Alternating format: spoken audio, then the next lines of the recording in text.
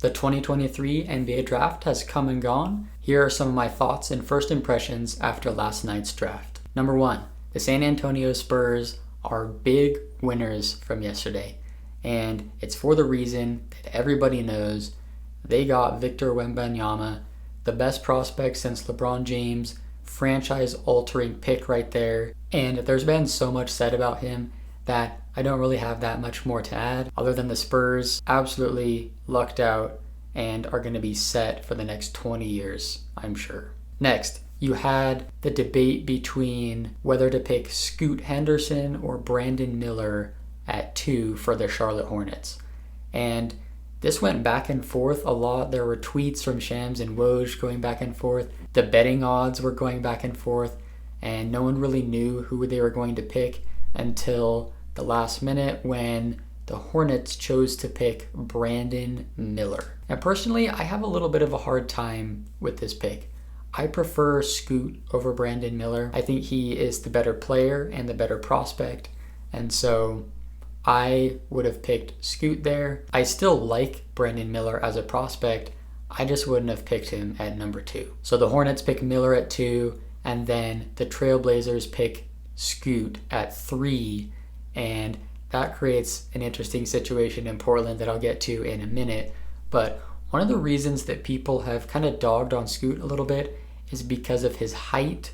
He's only 6'2", and they think that's going to make him somewhat of a liability on defense.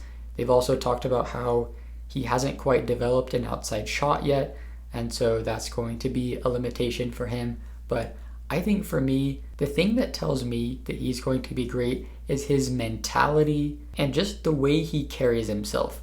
When I look at him, there's no doubt in my mind that he is going to be a star. Like, I just can't picture it going any other way. He's going to be a great player in this league. That being said, the reason it's an interesting situation in Portland is you've got Damian Lillard, who by all accounts does not want to be on a rebuilding team. He wants to compete for a championship because he's only got a few years of his prime left. And so there's a lot of buzz, a lot of chatter that he could potentially be traded this offseason.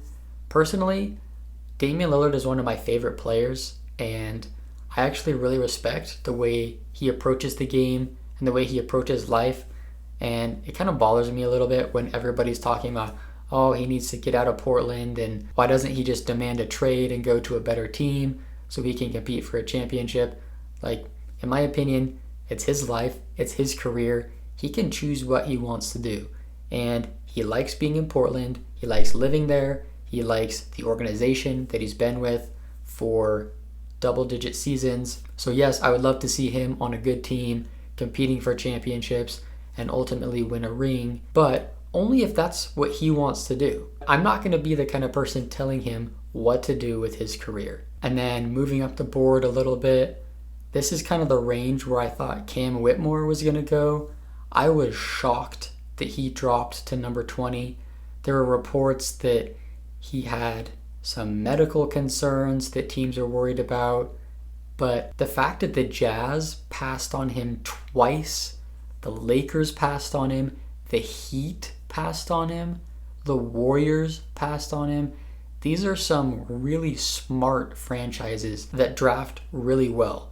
And so the fact that they passed on Whitmore makes me really wonder why he dropped this far. Because to me, with the level of prospect that he is, even if there's injury concerns, if I'm one of those teams in that range that passed on him, I'm just surprised that someone didn't take a flyer on him earlier, even with the concerns. Then you had the Thompson twins going back-to-back 4th and 5th and creating a little more interesting taste in the Houston and Detroit rivalry that kind of started with Cade and Jalen Green. So that'll be an interesting new dynamic.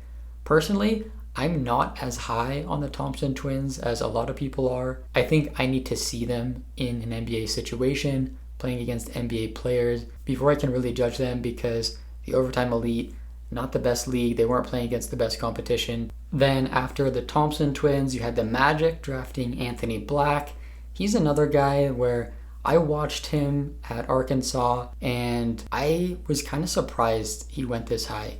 most people had him mocked this high. They thought he would go in the kind of 4 to 8 range, and that's where he ended up going. I'm not as high on him, but I'd be happy for him to prove me wrong in Orlando. Bilal Coulibaly is a player that has rocketed up draft boards, not just this past year, but even in the past few weeks. He has really climbed up in the rankings.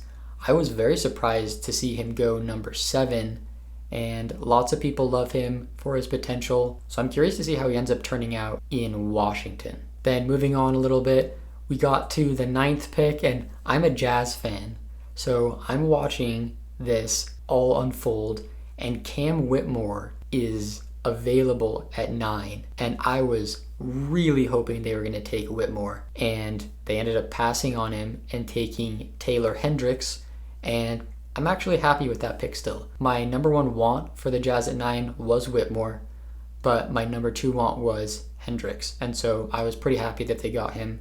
I think he's going to be a solid addition for the Jazz. And then just while we're on the Jazz still, their pick at number 16, Keontae George. By all accounts, that should be a pretty solid pick for them. Once again, I was kind of hoping for Cam Whitmore, but if Danny Ainge passed on Whitmore twice, then I just trust Danny. He's proven lots of times that he knows how to draft, and so if Danny didn't want Whitmore, then hey, I'll live with that. And then a couple more thoughts before I wrap up. I thought the move from the Oklahoma City Thunder to trade up and get Cason Wallace, I think is a very smart move by them. And it's pretty amazing that we come away from the draft every single year and it just feels like Oklahoma City had a really solid draft. I think Wallace is a great fit for the Thunder, and I can't believe that they did it again. But really, shouldn't be surprised because Presti is a genius. And then my last thought, Dallas was able to trade back and still get Derek Lively at 12. And I think this is an interesting pick for them. The reports are very mixed on Lively. He had an interesting year at Duke after being the number 1 high school prospect. And personally, I kind of feel like the Mavs just drafted a new Willie Cauley-Stein or JaVale McGee or even Dwight Powell. A guy that is a lob threat, is athletic, but can't really shoot outside the paint. And so I think he can definitely work with Luka by getting lobs to him and stuff like that. But I'm curious to see if he can develop an outside shot. If he can, then I think that greatly raises his ceiling as an NBA player. Other than that, not really many more thoughts. I thought even though this was the Wemby draft and you had some real talent at the top, it really was not that exciting of a draft. It pretty much went as you would expect, with the exception of Cam Whitmore dropping a bunch of spots to number 20. But other than that, not really that exciting of a draft. Let me know down in the comments section down below what your favorite team is and how you think they did. Are you happy with who your team picked? Are you mad? Hornets fans, I'm especially curious to hear what you think about getting Brandon Miller. Am I too low on him, or do you agree with me and think that the Hornets should have taken Scoot at number 2? Let me know down below, and I'll see you guys in the next video.